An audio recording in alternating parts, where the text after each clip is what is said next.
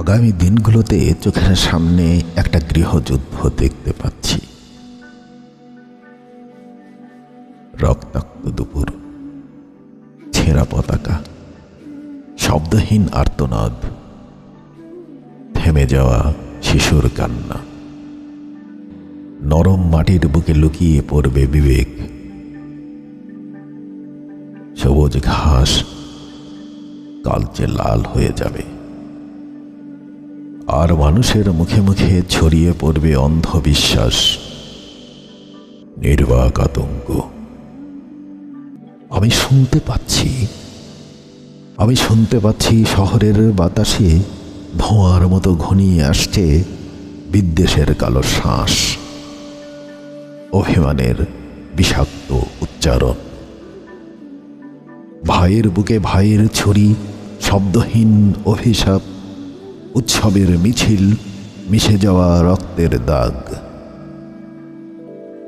আমার জানালার কাঁচে লেগে থাকবে উগ্র স্লোগানের ছায়া, অথচ শব্দেরা হয়ে যাবে নির্বাক। গলিতে পড়ে থাকবে ভাঙা স্বপ্ন, যেখানে সত্য আর মিথ্যার মাঝে একটা পাতলা পর্দা টাঙানো থাকবে, যেখানে প্রতিবাদ মানেই অপরাধ, ভালোবাসা মানেই সন্দেহ। আমি দেখতে পাচ্ছি শিক্ষকের চোখে ভয়, পাঠ্য বইয়ে ঢুকে পড়েছে রাজনীতির বিষ, বইয়ের পাতায় পাতায় ছড়িয়ে পড়েছে অর্ধেক ইতিহাস, শহরের দেয়ালে দেয়ালে আঁকা মিথ্যে প্রতিশ্রুতি।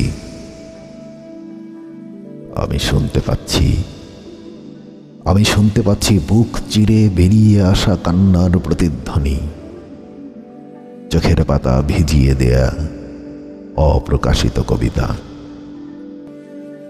তবুও আমি লিখব, হ্যাঁ, আমি লিখব শান্তির কবিতা, আশার কবিতা, যে কবিতা পড়ে একদিন একটা শিশুর মুখে ফুটবে প্রথম হাসি, একটা পতাকা উড়বে রক্তহীন,